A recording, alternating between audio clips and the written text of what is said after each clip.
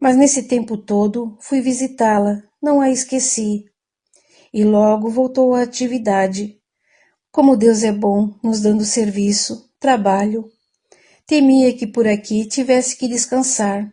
Já chega o tempo em que fiquei sem fazer nada enquanto estive doente. E quando lhe foi possível, foi trabalhar ajudando os encarnados. A preta velha, querida de todos que a conhecem. Senhor Narciso e Sinhá François já estavam velhos. Eles viviam de forma simples. Havia muito que nem roupas novas compravam. Tudo o que conseguiam arrecadar com a fazenda era para se manter, e tudo era repartido. Ele administrava os negócios e ela os moradores. Assim a Sinhá se referia aos negros que lá viviam, moradores e amigos. A casa que abrigava os velhinhos tinha tudo de que eles precisavam e muitos idosos da região, que não conseguiam mais trabalhar, iam para lá e eram bem recebidos por François. Alguns velhos tinham sido enxotados, outros, sentindo-se abandonados, lá iam em busca de companhia e carinho. Todos lhe eram gratos e a amavam. Senhor Narciso tinha uma grande preocupação, de morrer primeiro que a esposa. Tinha receio de que seus parentes ocupassem a fazenda ou que descobrissem o segredo deles. Orava muito pedindo a Deus que a levasse antes dele. Os dois havia tempo, viviam como irmãos, numa amizade carinhosa. Narciso, dizia sempre a sinhazinha, peço sempre perdão a Deus por ter errado tanto. Não é certo viver como vivemos. Deus fez o homem para a mulher e esta para o homem. Ele suspirava, concordando. Como o sentimento de gratidão age em nosso favor.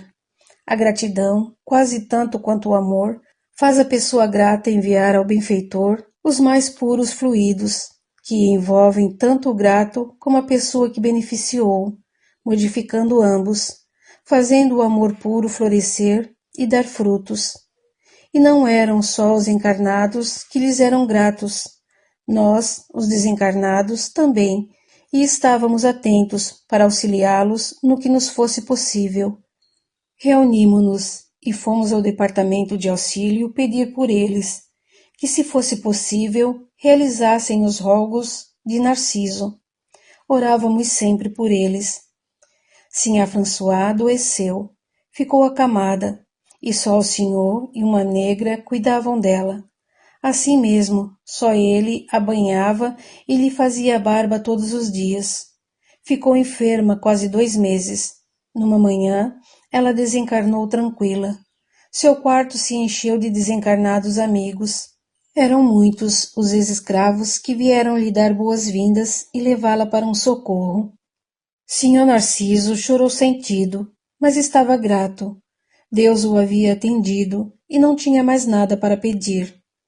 Tudo na fazenda continuou como era.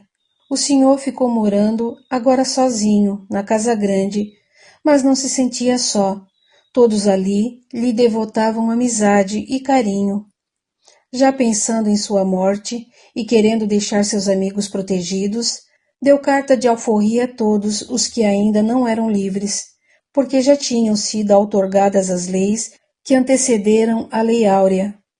As leis que libertaram os escravos no Brasil foram Lei Eusébio de Queiroz, promulgada em 1850, oficialmente colocava fim no tráfico de escravos da África para nossa pátria. Lei do Ventre Livre, de 1871. Todos os negros nascidos em terras brasileiras seriam livres. Lei dos Sexagenários, de 1885, dando liberdade aos idosos negros com idade superior a 60 anos. Essas leis foram pouco obedecidas. O tráfico continuou enriquecendo os traficantes e deixando os escravos mais caros. Os nascidos livres continuavam nas senzalas, para serem alimentados e terem onde ficar, pois não tinham como sobreviver. Tinham que trabalhar e viviam como escravos. Depois de adultos, quase sempre não tinham para onde ir e ficavam trabalhando para seus ex-senhores. sendo tratados como cativos. Pouquíssimos contratavam negros como empregados. A lei que libertava os idosos também pouco adiantou. Raros negros ultrapassavam essa idade. Depois não tinham para onde ir, e nem coragem para deixar a família. Muitos continuavam trabalhando. Foram poucos os donos que os aposentavam. É por isso que temos gratidão para com aqueles que foram Sr. Narciso e Sinhá François. Houve muitos abolicionistas, pessoas inconformadas com a escravidão, mas também muitos queriam a libertação desses por questões econômicas e políticas. E, finalmente, a bendita Lei Áurea, assinada pela Princesa Isabel em 13 de maio de 1888, libertando todos os escravos. Com a libertação, teve início a imigração de brancos europeus, e os empregadores preferiram dar emprego aos imigrantes, deixando mais uma vez os negros desprotegidos, sem auxílio. E muitos saíram da senzala para lugares tão ou mais ruins, passando privações e sofrendo com o racismo. Mas houve muitos que continuaram vivendo com seus ex-senhores como empregados.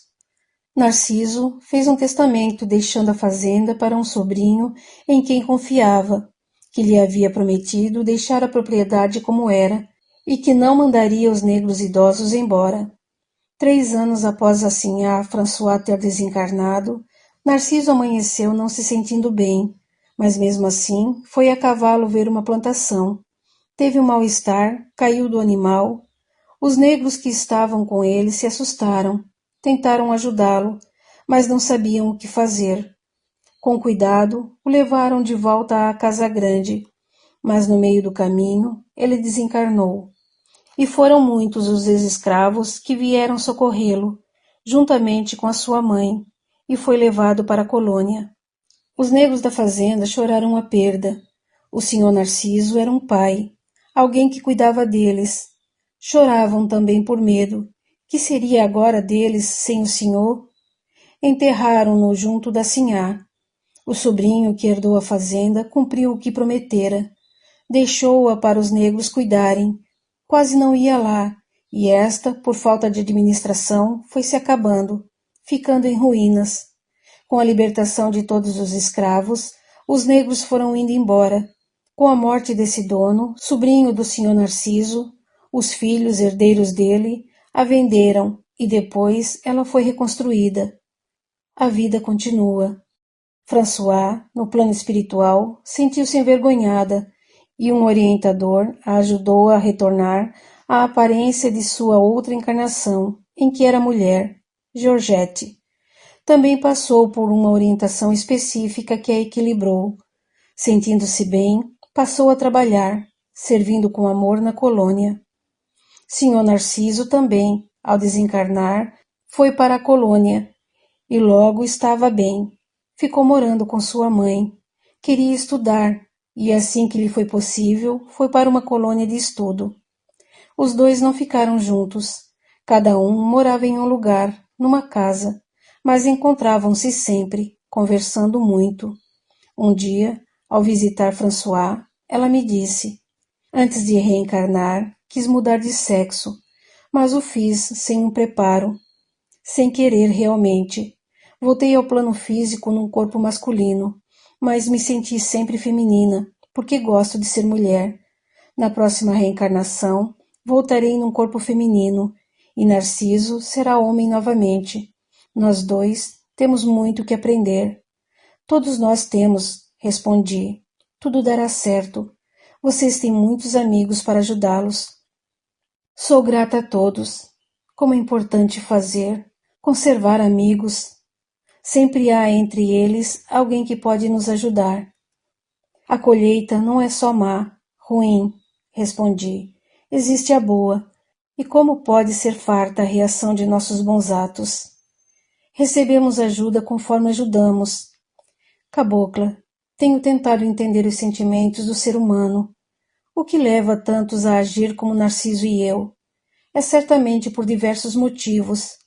Muitos querem tanto reencarnar que não se importam em mudar de sexo, mas na matéria sente-se diferente sexualmente do corpo de que revestem, não conseguem um acomodamento psicológico. Sentem-se mulheres no corpo de homens e vice-versa. Isso não acontece quando o espírito consciente muda de sexo, principalmente se é para fazer alguma coisa que lhe é importante, para ajudar alguém ou provar algo a si mesmo. O espírito não tem sexo, mas quando vivemos com o perispírito, nos sentimos ainda femininos ou masculinos, até ultrapassarmos esse sentimento. É verdade, interrompia. Desencarnei a tempo e me sinto mulher. Certamente, se você quiser reencarnar no sexo masculino, terá que se preparar e se sentir apta para essa mudança. Não agi como planejei nessa minha última encarnação. Por isso me arrependi e quero acertar. É isso que importa, exclamei. Depois de um tempo, reencarnaram Narciso e François numa mesma cidade. Seus pais eram amigos. Ela, uma linda menina, e ele, um forte garoto. Planejaram se encontrar, casar e ter filhos, como também trabalhar no campo da ciência, ajudar encarnados com problemas sexuais. Voltaram à matéria confiantes, principalmente porque muitos amigos daqui, do plano espiritual, estariam atentos para ajudá-los no que fosse necessário e possível. E como é prazeroso retornar ao plano espiritual, com a tarefa realizada. Sente-se uma felicidade indescritível, e essa vitória deveria ser mais comentada, porque os bons têm tudo para sobressair as maldades. Os exemplos edificantes devem ser mostrados para que orientem e eduquem outros, para que todos juntos caminhem rumo ao progresso, porque a terra será morada dos mansos e pacíficos, como Jesus nos ensinou no Sermão da Montanha.